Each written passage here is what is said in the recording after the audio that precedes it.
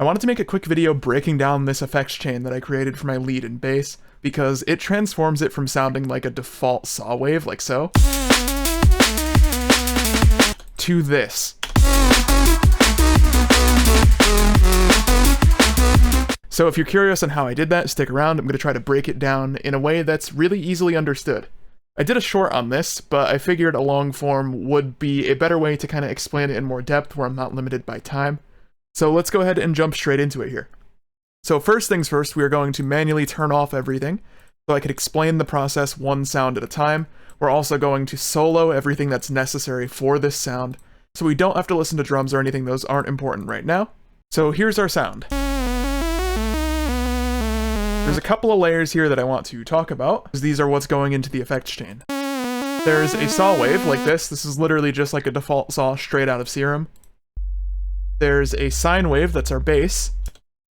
This is just a noise layer that's going in there really quietly for some high end. And lastly, we have a chords layer. Sounds like that. So all of these are going together into this one channel. And this is what it sounds like unprocessed. So the very first thing we're putting on there is some saturation. This is warm tube saturation on a Saturn II.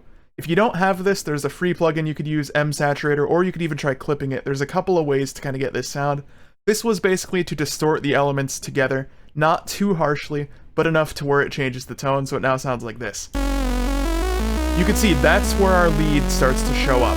This already sounds kind of like what we ended with, just a very unpolished version of it. And following that, we added Serum effects. This, I think, is probably the bulk of the sound, because it now sounds like this. So there's a lot going on in Serum effects. I mainly have this shape that I'm doing volume automation on, and then I was experimenting with stuff like reverb, delay, and some general filtering.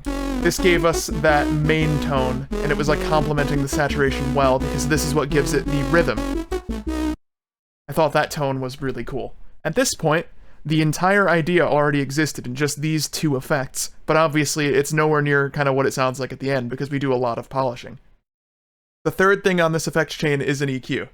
This is a bit of a crazy shape, but don't worry about that. This was mainly just the sound was lacking sub in terms of where it would sit in the final mix, and the way that these sounds are being treated, once they're all busted into here, I'm kind of treating them as one element. I'm not really processing them separately anymore. They're just all one in my mind, and I try to treat it as such. So this whole sound together needed bass, and there was a harsh frequency over here that I cut, and I also cut a whole bunch of the unnecessary highs. So now in tone, sounds like this. Versus before, you can see it did need that in terms of where it was going to sit. I thought that started to sound cool. And I was also paying attention to over here, we have like a B section kind of thing, where the sound changes. I wanted to make sure everything I was doing to that saw applied to that as well. So very quickly, if I turn off everything, by default, that sounded like this. So we brought it to here so far. And following that, we added Saturn II. This is another saturation, just like before, except this one we're doing some multiband stuff. So I was warming up the lows. This was just clean tube distortion over there. There's this region after that, kind of like after the sub bass, but before our fundamental, which can often dirty up a sound. So I saturated it pretty hard and brought it down a little bit, so that way it wasn't too distracting. And then it was basically just me tastefully warming up the fundamental region, some high mids, and some tops, just to really brighten it up. So without it, versus with it. That's doing a lot. That bit really does matter, I think. So it was an important step. And then I'm doing some single band compression, like this. This kind of ties things together quite a bit. And following that, some multiband compression. I just wanted a bit of, like, say, suction on the mids. And this really introduced that in a nice way. So at this stage, I thought the sound was pretty good, but it needed a bit of stereo flair. It was a little too mono, which is kind of a good thing because it means it's going to translate well to, like, speaker systems. So I just threw on a bit of dimension expander to give us some stereo. And following that, I put on an instance of Pro Q3 again, where I'm rolling off the sides below about like 140 or so, just because I didn't want stereo sub. And I was also doing a bit more tone shaping EQ on the tops, because it needed a bit more of that brightness, but not too much. Then I threw on a soothe to get rid of some harsh resonant frequencies. If you don't know what soothe is, I've explained this a couple times before, but this is basically what it does. It kind of just detects frequencies that might be painful to listen to, and gets rid of them, and it's doing that because it's sort of flattening the sound. If I press delta here, you can hear what's being removed. If you overdo this, it could sound terrible, so I was kind of careful not to do that. And then I'm doing some clipping to just get this sound aggressively clipped kind of at 0. Like that. And then it's going to another insert, but over here isn't anything too important. It was some volume automations, that way the sound could be a little bit quieter as it's being filtered in the build-up. And then these two Pro MBs are just my side chains for my kick and my snare.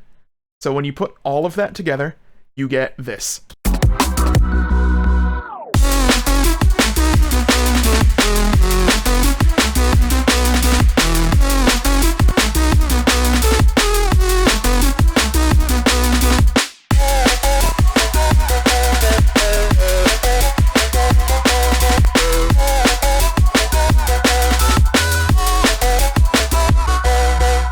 Very cool sound, and it really just goes to show you like how certain effects chains can really transform simple things. This is a very cool way of sound design because, you know, it's literally just like a saw wave, and then the B section is just like a square with a bit of sync on it. But you could transform that into something super usable that complements your bass, and it kind of becomes one element too. So if this helped you out in any way, don't forget to drop a like and subscribe for more future content from me. But that's going to wrap us up here. Thank you for watching, and I'll catch you in the next one.